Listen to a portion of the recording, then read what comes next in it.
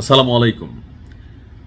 কেউ কেউ বলছেন যে আমাদের মহামান্য রাষ্ট্রপতি ভাইগা গেছেন, কেউ কেউ বলছেন যে অসুস্থতার উসিলা দিয়া দেশ ছাড়ছেন, আর কিন্তু দেশে আসবেন না। আবার কেউ কেউ বলছেন যে না, চিকিৎসা শেষে তিনি দেশে আসবেন, কারণ সংবিধান অনুযায়ী তিনি এখনো এই মুহূর্তে রাষ্ট্রপতি পদে আছেন, যেহেতু নবনির্বাচিত বিএনপি সরকার এখন পর্যন্ত কোনো রাষ্ট্রপতি নির্বাচিত করেনি। এখন কেন হঠাৎ করে আপনার আহ, তার বিরুদ্ধে ভাইগা যাওয়ার অভিযোগ আসলো? তবে রিপোর্ট দেখা অনেকে আবার বললেন যে ঘটনা কি, আবার কেউ কেউ বললেন কেন ভাই, আমার দেশ পত্রিকা কি মাহমুদ ভাইকে খালি এগুলাই দেখে, অন্য কিছু দেখে না? তিনি তো তুরস্কের নাগরিকত্ব নিয়ে রাখছেন, ওইটা নিয়ে কথা বললে আবার তিনি রাইগা যান। মানে প্যাচটা কোথায় লাগে রাখছে দেখছেন। মাহমুদ ভাই তিনি বেসিক্যালি আওয়ামী লীগের বিরুদ্ধে খুবই সোচ্চার একজন ব্যক্তিত্ব, অনলাইন অফলাইন। এখন তার পত্রিকা আছে আমার দেশ। তো আমার দেশ পত্রিকার রিপোর্টটা হচ্ছে, আমিও কয়েকদিন আগে একটা নিউজ দিয়েছি যে রাষ্ট্রপতি তিনি অসুস্থ, তার হার্টে ব্লক ছিল, রিং পরানো হয়েছে, তিনি অসুস্থ। তো চিকিৎসার জন্য এই মুহূর্তে যুক্তরাজ্যে অবস্থান করছেন রাষ্ট্রপতি মোহাম্মদ শাহাবুদ্দিন চুপ্পু।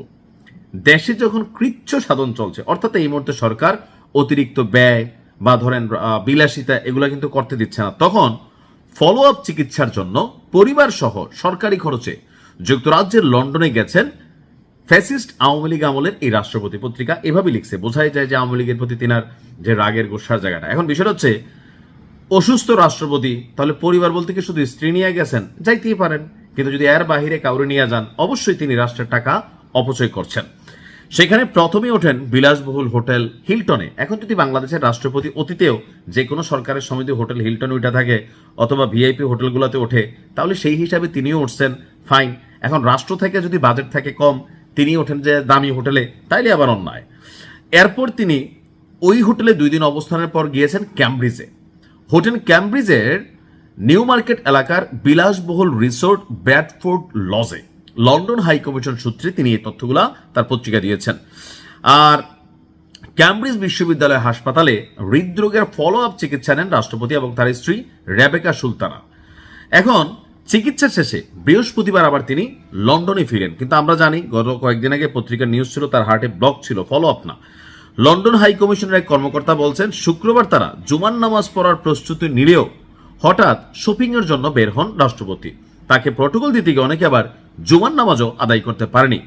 যুক্তরাজ্যে অবস্থানরত রাষ্ট্রপতির প্রটোকল এবং মুভমেন্টের জন্য হাই কমিশনের পক্ষ থেকে 7টি বিলাসবহুল গাড়ি ভাড়া করা হয়েছে। এইসব গাড়ি নিয়ে ইচ্ছেমতো ঘুরে বেড়াচ্ছেন রাষ্ট্রপতির সফর সঙ্গীরা। প্রশ্ন উঠেছে, চিকিৎসার জন্য এসে তিনি পুরোদমে শপিং এবং দলবল নিয়ে বেড়াচ্ছেন কিভাবে, এটাও প্রশ্ন। এখান থেকে আসলে অনেকে বলছেন যে আপনার তিনি আসলে ভাইগা গেছেন, তিনি আর আসবেন না। বাট আমার কাছে মনে হয় না যে তিনি আসবেন না, যেহেতু তিনি এখনো বাংলাদেশের রাষ্ট্রপতি। সো সেই ক্ষেত্রে তিনি সরকারি বা ব্যক্তিগত চিকিৎসার জন্য গিয়েছেন, তো আবার ফিরে আসবেন। এখন অনেকে বলছেন যে রাষ্ট্রপতির 9 দিনের বিলাসবহুল সফরে 2 ডজনের মতন সফর সঙ্গী যে বিপুল ব্যয় ইতিমধ্যে সরকারি পর্যায়ে প্রশ্ন তৈরি করেছে।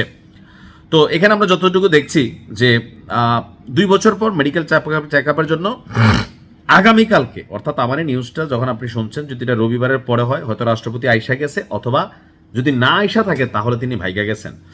আমাদের কাছে যে তথ্য আছে, আগামী রবিবার অর্থাৎ আগামীকালকে তিনি বাংলাদেশে ব্যাক করার কথা। যদি ব্যাক না করেন, তার মানে কোনো কারণে তার চিকিৎসার জন্য সময় বাড়ানো হয়, তাহলে বুঝতে হবে তিনি হয়তো আর আসবেন না। বাট যদি আসেন, তাহলে অনেকে যারা বলছেন রাষ্ট্রপতি ভাইগা গেছে শাহাবুদ্দিন চুপ্পু, বাট আমার মনে হয় না।